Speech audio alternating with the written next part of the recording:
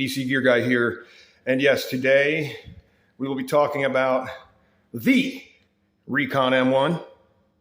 And it's called an M1, I'm assuming, because it is made with MAGNACUT. Yes, Cold Steel made a Recon 1 in frickin' MAGNACUT. So that's pretty awesome. So first, I'm going to do a pocket dump here so you guys see what I'm carrying today. Tactical blade is Voyager, and it is the Voyager Tonto serrated. Oh yeah, I mean this, you'd be hard pressed to find a better self-defense knife than this. It is OS 10A. They do such a good job on the stonewashing on these. I apologize for the echo in here. Eventually that's going to go away. This room is my new library, but there's no books on the shelves and no furniture in here yet. So anyway, and yes, I do have the snaggletooth, and this thing, because it's so straight on the top, it catches the pocket perfect every time. And what am I carrying as my utility blade? The Mini Tough Light. If you can't really, again, you're looking for something to open packages with, it's pretty freaking good. Awesome choil on the front. And the regular size one is just as good, but this one is really lightweight because it's so tiny. Fits in my pocket. And my EDC / food prep / everything else blade is the Recon M1. So anyway, let's get these puppies out of the way. This is the star of the show here. All right, well, it's been a long time coming. You know, Cold Steel this is their first venture into the MAGNACUT game that I know of. I could be wrong. Tell me in the comments if I'm wrong. But I'm on top of everything they do. So I'll tell you a little story. So I'm looking for this thing, and it's sold out everywhere. Like, shit, man, what am I going to do? Like, I really need this knife. So I search on Amazon, can't find it. I search Cold Steel and MAGNACUT without Recon 1, and boom, it pops up. I said, there it is on you know, and I didn't do the research. I just ordered it. I was like, I need to get it now. So I ordered it. And it came in a box similar to this. Now, this is the second one, as you can tell. What you're finding out on this story is that I have two and that I returned one. So anyway, it came in a similar box, but the box was kind of jacked up. The edges were all frayed. And I was like, you know, that's weird for a brand new knife. I opened it up. And the knife came in a plastic bag.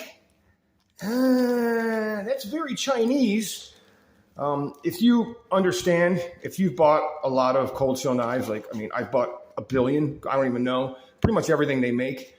And then the extra clip came in a little baggie that was stapled. So immediately I'm like, dude, this is a counterfeit. It's a counterfeit. Oh, and none of these edges, none of them had that little sticker, for instance. You see that little sticker right there? Or that piece of tape that holds that shut? Every other legit one that I have purchased has that little sticker, or I'm sorry, that piece of tape holding it shut. So this is not a Recon 1, but this is a good example of how I always jack these boxes up myself, how all real Cold Steels come. They come in bubble wrap. And this is the key to the bubble wrap. It always has a flap, a fold-over flap. If you get the Chinese fakes, it'll just be an open bag at the top. It won't have the fold-over flap almost every time. And it'll be cheaper. This is pretty good bubble wrap. Oh, these things are so nice. Love the counterpoint. This will be my fourth one. I use them for all kinds of stuff.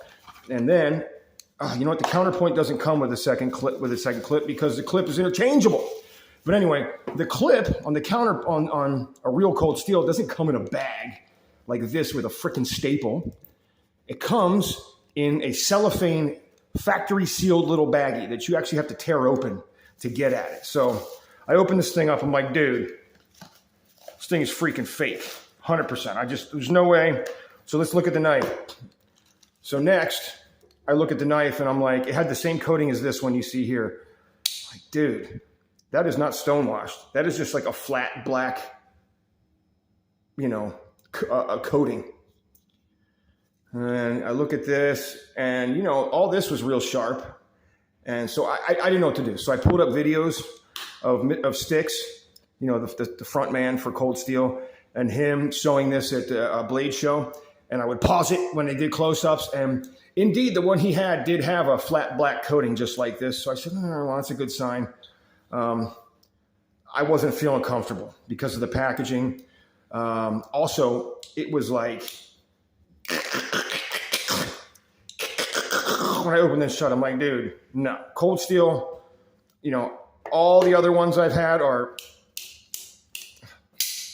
sorry, that wasn't very smooth, but they're very smooth, you know. They open and close, they drop shut like that. Not the one I got. So I took it apart, and inside it had bigger than usual bronze washers, 2 on one side, 3 on the other. And then, of course, the Teflon on top of those. Yeah, I wasn't feeling it. So I packed this up, sent it back. Finally, DLT Trading had them, and I know they're legit. They don't sell fake stuff. So I ordered it, and lo and behold, I get the same freaking thing in a much nicer box, at least. I open it up, and sure enough, dirty, dirty washers, like really dirty washers. And it was smoother than the other one, but not smooth. So now, I mean, I have it, you know, drop shut, just like my other Recons, but I had to add my own. I keep a huge stash of washers for my knives if I want to replace them. I honestly, when I get a Cold Steel, I just take the Teflon and the washer they have out, and I replace it with a highly polished, thicker, better washer that I have aftermarket. So anyway, the one I think I ordered on Amazon must have been like a reject or something. I don't know, because it was kind of shitty compared to this one. Point of the story is, if you buy one of these, it's not going to be the smoothest thing out of the box, partially because this coating is not slick like all the other coatings they put on. That doesn't help, but also because they had it cranked down too tight and the washers were filthy, and there was 2 washers on one side, 3 on the other, on both of the knives I ordered. You might want to get in there and take them out and put in your own washers. You can order, just search on Amazon for bronze washers, Recon 1, and you'll find them. You get like 20 of them for like $5 or whatever it is. And then you're going to have to polish them yourself with some mag polish, but it's easy to do. I'll do a video on that. You know, one of these days I'm going to take apart a knife and I'm going to show you guys what I do to make them smooth and work well. So the knife itself, let's get to the facts here. These are the factory facts, factory specs. Overall length, 9.375 inches. And I measured this one. I was coming in at 9 3/16. Is that a big deal? No, it's like a hair difference. So who cares? But it just makes you wonder why they don't just give it exact dimensions. A lot of knife companies do that. The blade length, 4 inches. Yes. This blade length is indeed 4 inches. And that is to here. Not up to here, but down to here where the slope is.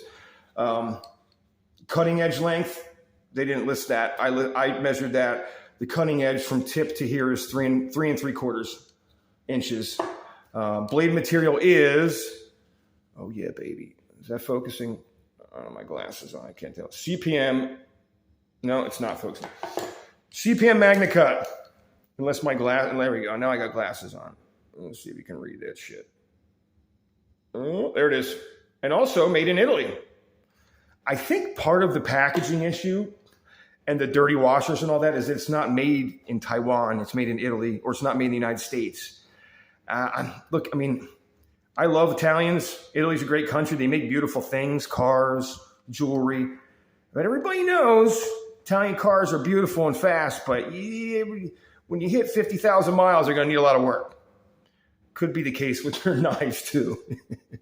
This is a clip point style. This is also coming out in drop point.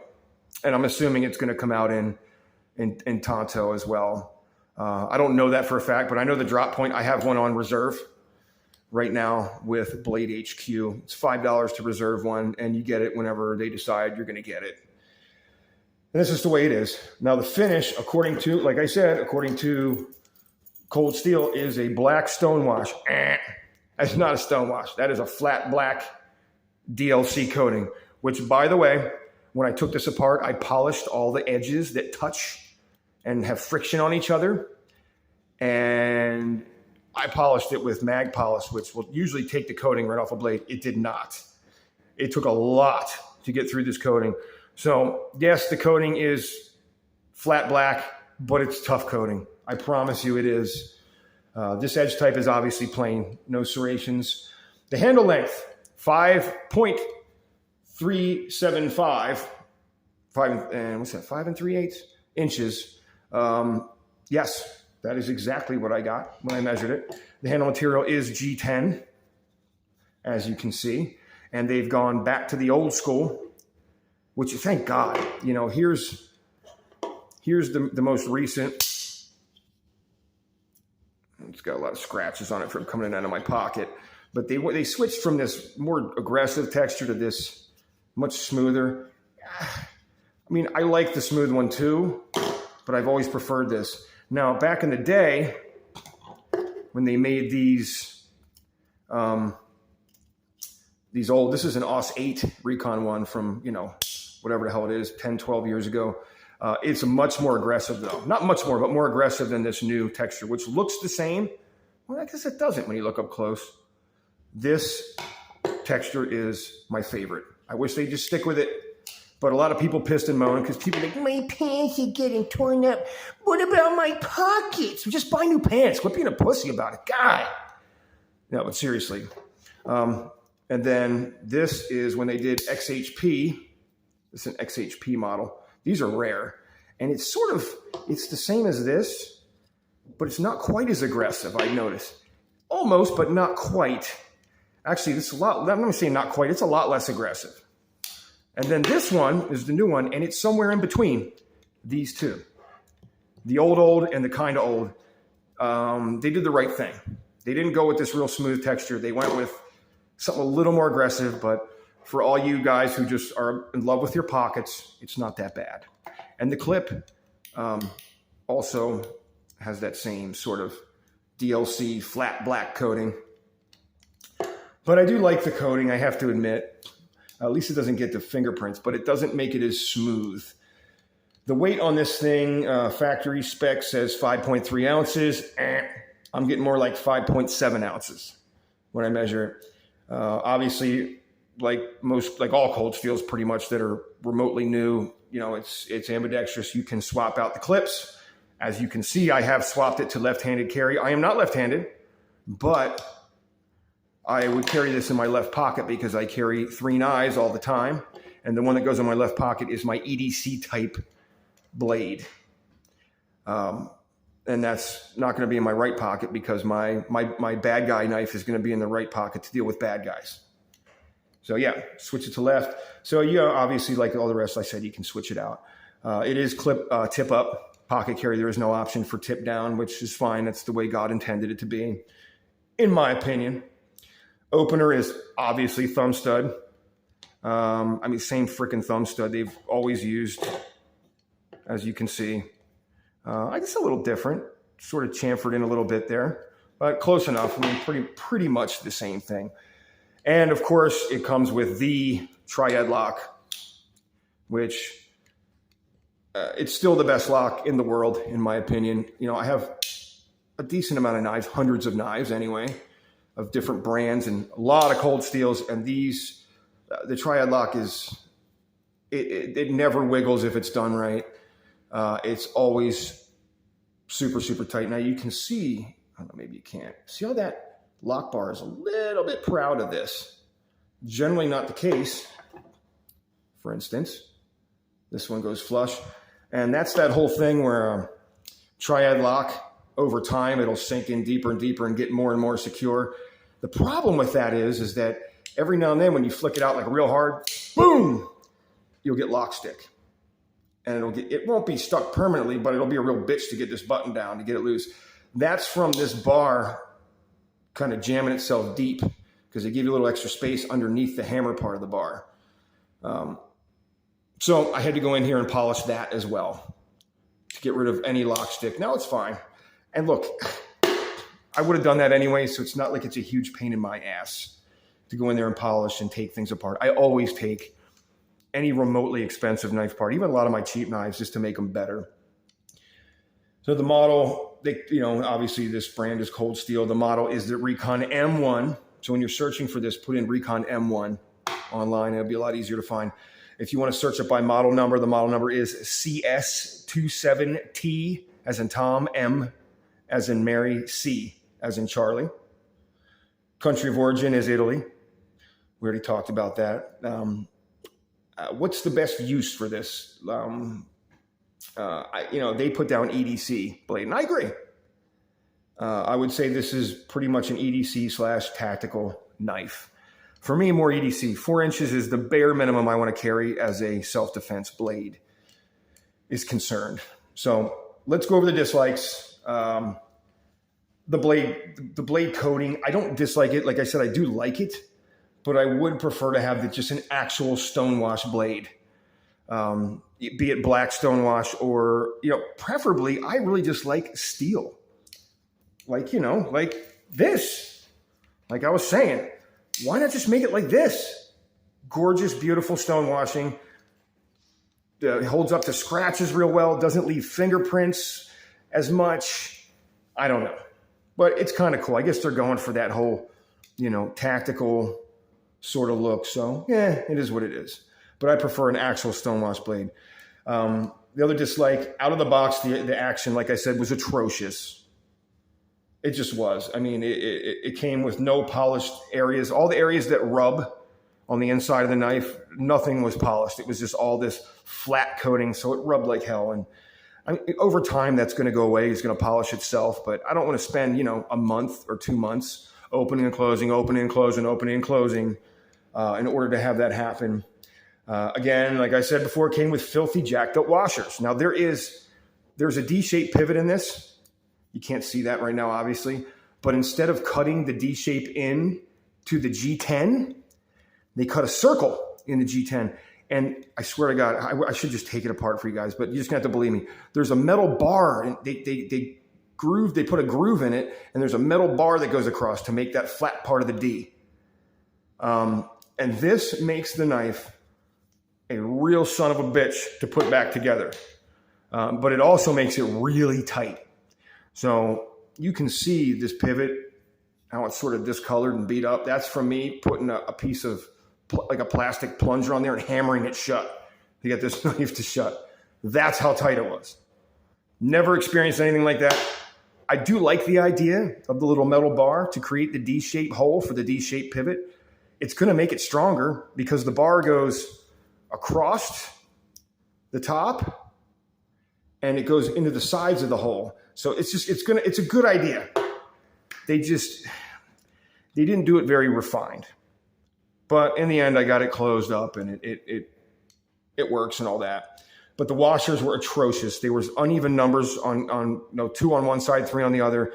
And then, of course, the Teflon one on top of that. They were big washers, bigger than the ones I've ever seen. Even on the big giant folders, they were just bigger. And what was happening was those really thin washers they used to stack them up to get the tolerances right. If you ever, Cold Steel, their bronze washers are like paper thin, like really flexible and thin, which is okay.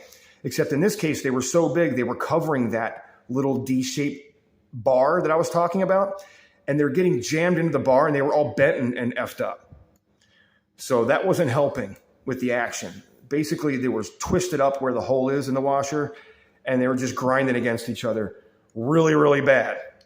Bad production on that. They need to do something about that because these knives are not cheap. Anyway, the other thing I didn't like, more dislikes, the packaging reminded me of Chinese counterfeits, like I said. And not that it really matters, but you're going to throw people off who know Cold Steel, who have hundreds of Cold Steel knives like me. And it's going to make people go, I don't know about this. All right, so now we get all the dislikes out of the way. Let's go to the likes. Once I tuned it up and it's working smoothly, it pretty much has all the wonderful goodness of the previous Recon ones. So now I have a wonderful, awesome Recon 1, like the rest of my Recon 1s, which I love them all. The Recon 1 is such a good knife. I mean, what a good design, amazing knife, just awesome. I mean, it really doesn't get much better than the Recon 1, especially for the money. You know, these S35VN Recon ones, you can find them all day for $90, $90 to $100. What a deal. If any other company made this knife in S35VN, it would be like $300. And you guys know that's true.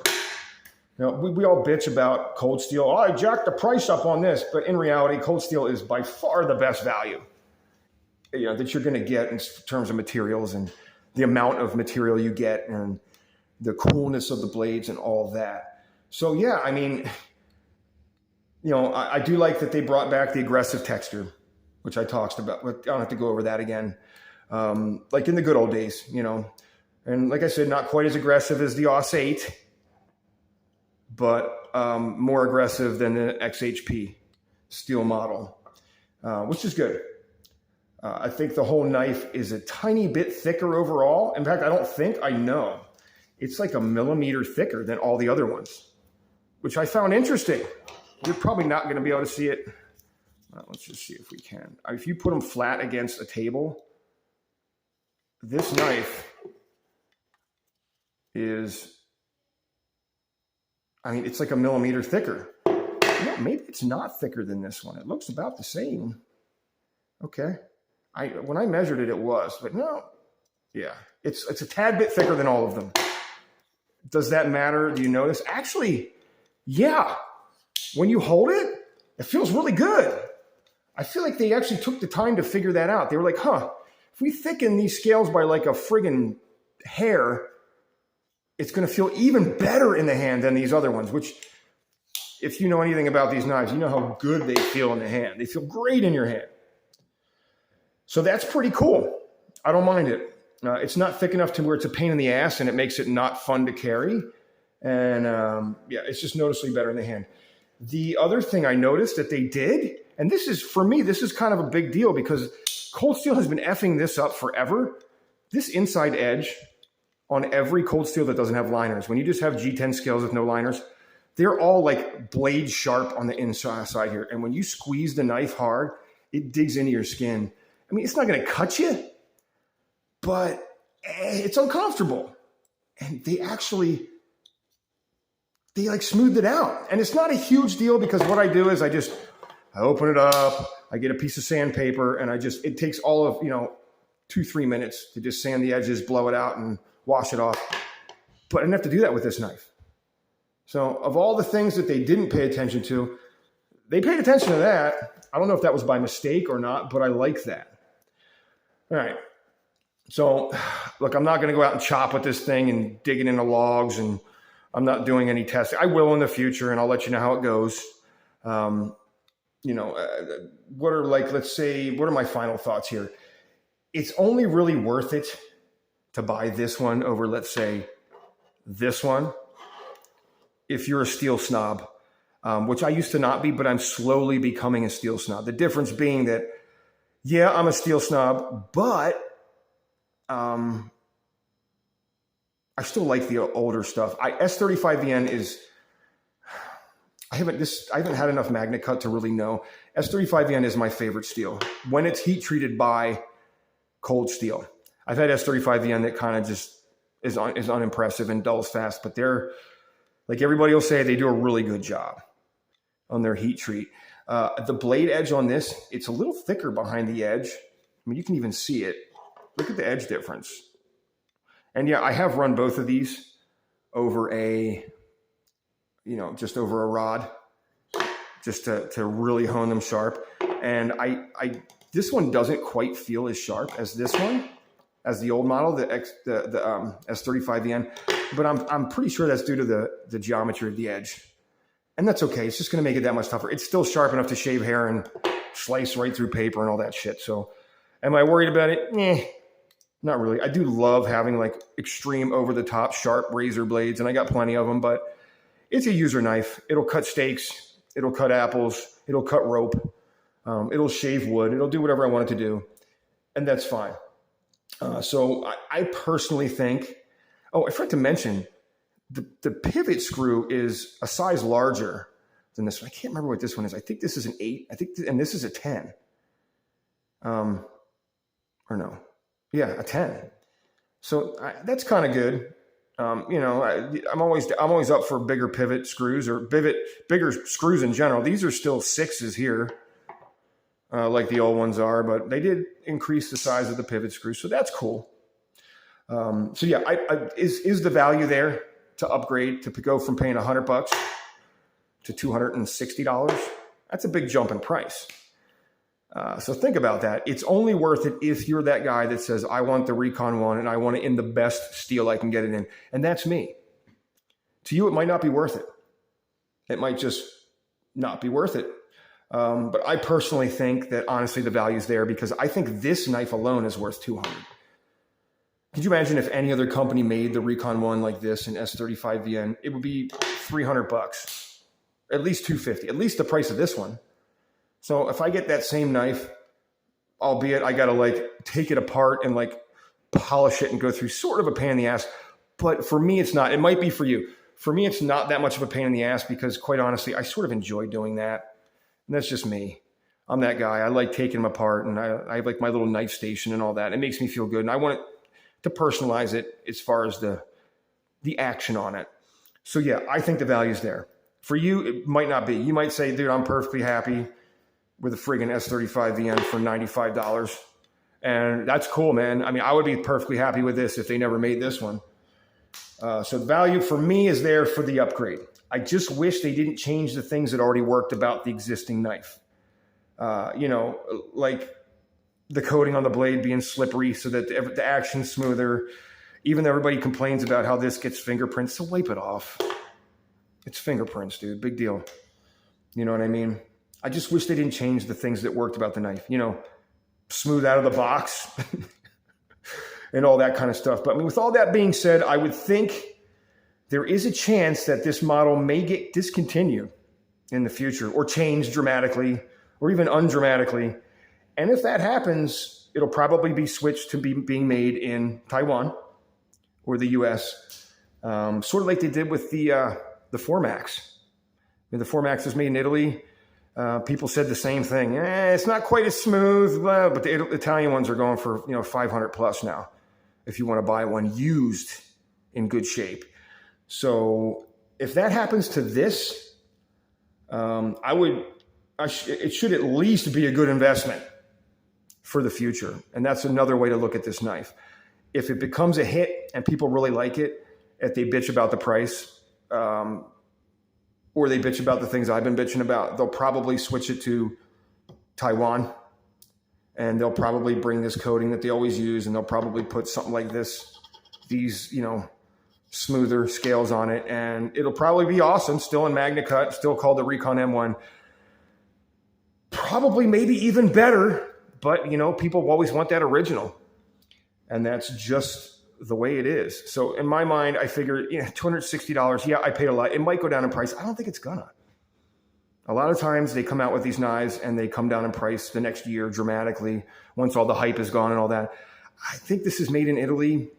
It's different.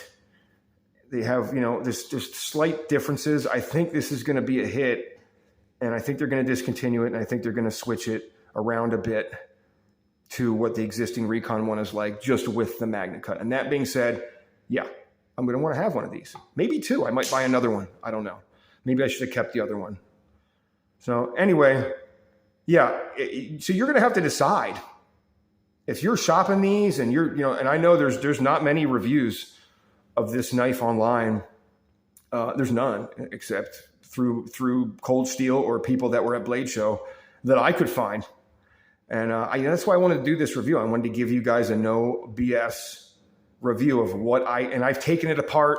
I've seen every square millimeter of this thing, so I know it inside and out. And I know damn well that it's a good knife because it's a Cold Steel, but it has its quirks. And those are the quirks that I mentioned in this video. I did email GSM. I asked them what they have this hardened to. And they said 61 to 63, which I hate that. Just give me, okay, so we'll figure it's going to be 62. And if that's the case, I'd prefer 63, 64. But this is going to be a hard use knife. You don't want to make it too brittle. So that's understandable too. And it's just cool to have something in MAGNACUT. These knives are so freaking cool. Obviously, I'm a fan of Recon 1, obviously, and I'm sure you are too. Thanks for watching. If you like knives, if you like no bullshit reviews, if you like especially knife videos you're not going to see elsewhere, hit that, and guns and prepping and gear and EDC and all that crap, subscribe. Hit the subscribe, hit the bell so you don't miss it. And, you know, sometimes I take 2 months to make a video. Sometimes I make 3 a week. You don't know how it's going to be, but I guarantee it, if you're like me and you like all of those things, you're going to want to watch the video. So just, dude, hit subscribe. Hit the bell. If you like the video, give me the thumbs up, because obviously kind of stuff I talk about, they're not going to like on YouTube, and they're going to deep six my videos all they can. We got to beat that algorithm. Thanks for watching, and we will see you next time.